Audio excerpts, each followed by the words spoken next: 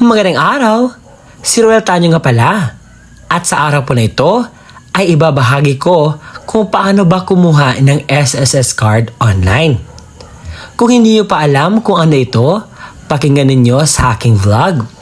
Ito po ay step-by-step process nang sa gayon po ay alam ninyo kung ano ang inyong gagawin. Ang mga impormasyon na makukuha niyo po ngayon ay purong katotohanan at dapat po ninyong sundan. But bago po tayo magsimula, inaanyayahan kita na tapusin mo ang video nito hanggang sa dulo nang sa gayon makuha mo ang proseso sa pagkuha ng SSS card online. Pangalawa, kung gusto mo ang ganitong content, inaanyayahan kita na i-like ang video na ito, mag-subscribe ka kung nagustuhan mo. At kung gusto mo ang ganitong content na pinag-uusapan ang mga information na ganito para sa mga senior citizens at iba pang bagay, ay i-bell notification mo na. At sa punto mong ito, isa-isahin na nating himay-himayin at ipapaalam ko sa inyo ang dapat ninyong gawin. Kayo pa ay ready na ba? Dahil ako ay ready na. Let's go! But bago yan, pag-uusapan natin ano ba ang ibig sabihin ng My SSS Card.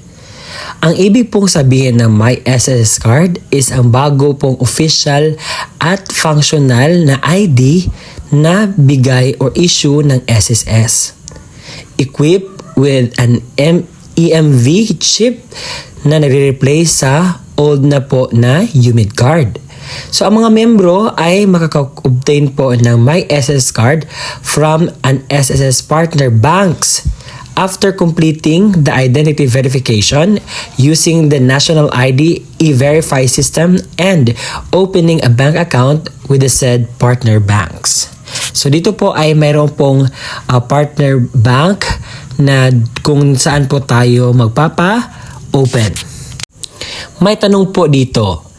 Sabi, pwede po bang gamitin ang My SSS card bilang isang valid ID? Ang sagot po ay opo. You may use the My SSS card for SSS transactions.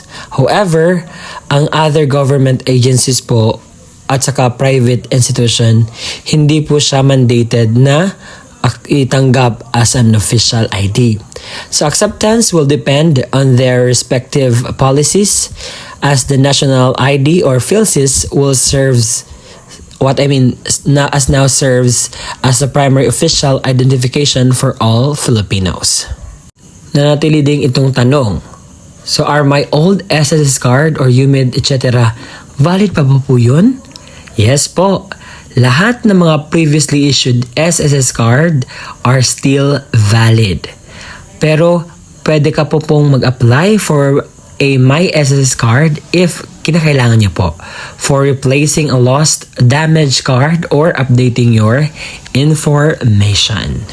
Ang una natin gagawin ay pupunta tayo sa Google Chrome or search engine at search po ang my.sss.gov at makikita niyo po ito at i-click niyo po ang apply now. At mapunta po tayo dito. So ang kailangan natin gagawin is mag-sign in tayo sa ating My SSS account. Yung user ID natin at saka password. Kinakailangan hindi po natin ito makalimutan. At once nalagay nyo na lahat po ng detalye ng inyong user ID at password, i-click nyo po ang sign in. Ito na po ang proseso kung paano mag-apply for My SSS card powered by RCBC at Descartes. Una po ay magpunta po tayo sa My SSS at log in to your SSS account. Tapos ilagay mo lang ang one-time PIN at pangalawa, puntahan po ang tatlong dot at piliin ang services. At makikita po ninyo ang My SSS card. Pangatlo, i-input lahat yung detalye ninyo. At kapag tapos na ma-input lahat, i-click nyo po ang arrow at dyan ang I hereby. So nakikita po dito ay start liveness, imukha-mukha at i-verify, tapos makita mo na success. At pagkatapos po dyan ang pagpili sa RCBC Descartes as the participating financial institution or FPI. Pagkatapos dyan, agree with the sharing data consent. Kung nabasa mo na lahat yan at makita po ninyo itong take note, the SS transaction At yan po ang nakita po ninyo. At pagkatapos po niyan sa Discardtech ay i-download po ninyo sa App Store or sa iOS. At pagkatapos click the member and input all the details na kinakailangan. Yung number nyo po at lahat po. At pagkatapos yan yung enter your SS transaction and SSS number. Kinakailangan nyo po memoryado po iyon. So pagkatapos po ma-input, input po ang lahat ng detalye, personal details, employment details, and etc.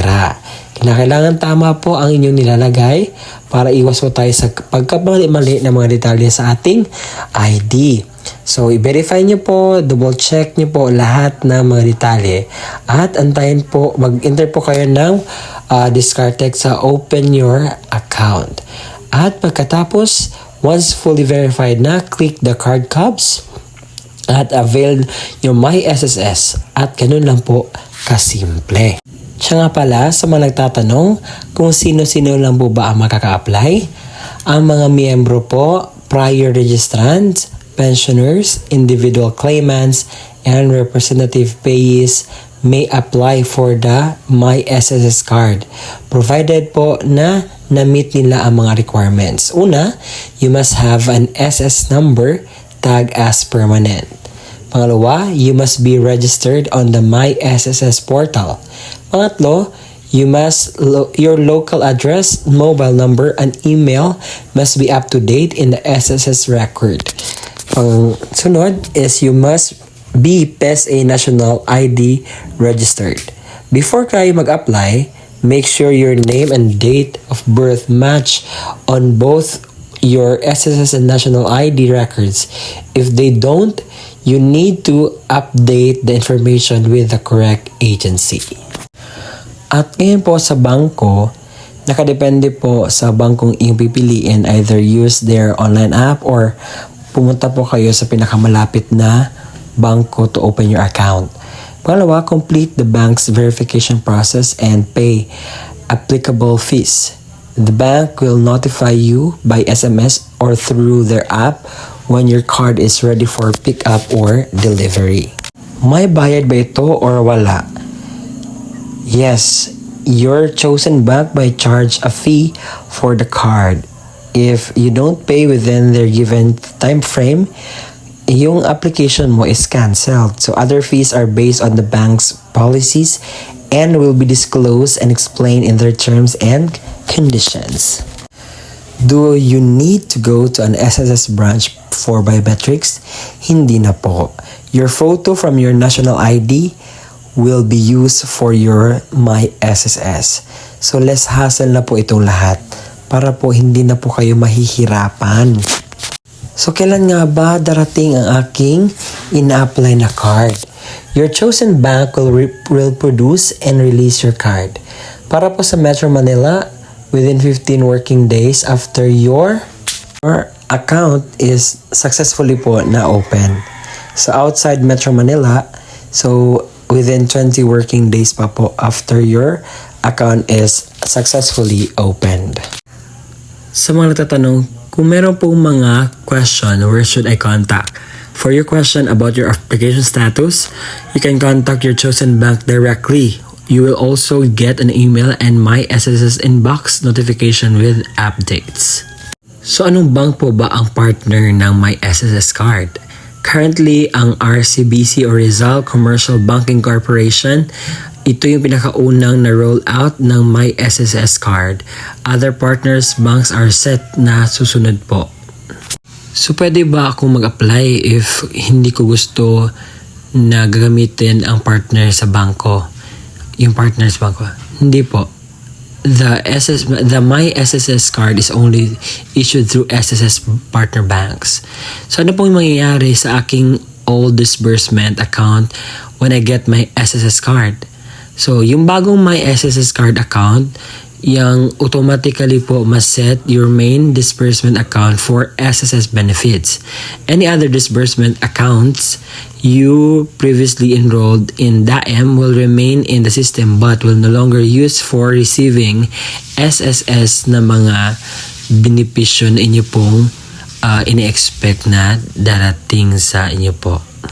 If yung My SSS card account is validly terminated, pwede po kayong mamili sa previously enrolled accounts or enroll a new accounts and set it all as your disbursement account.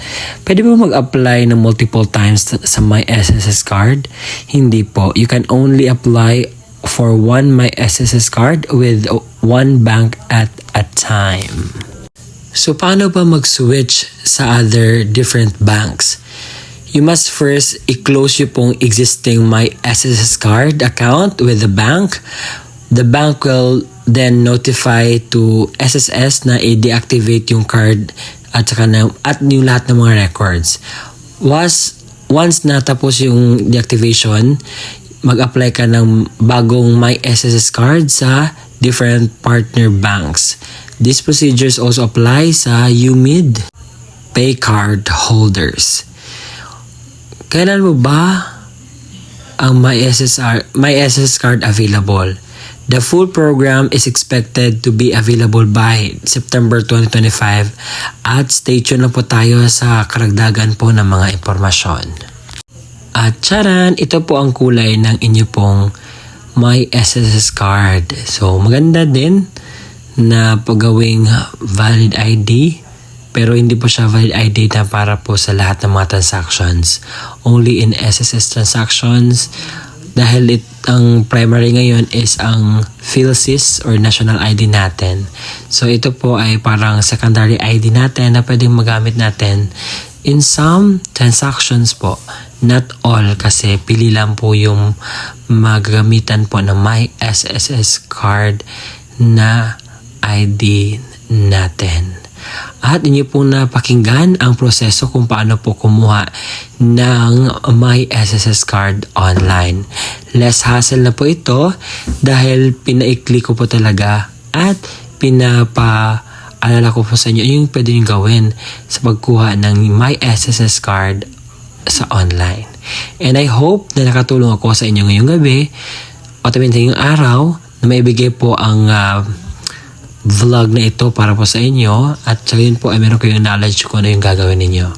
This is me, Ruel Mendoza-Tanyo. Thank you for watching. Don't forget to subscribe my YouTube channel and God bless you po sa lahat.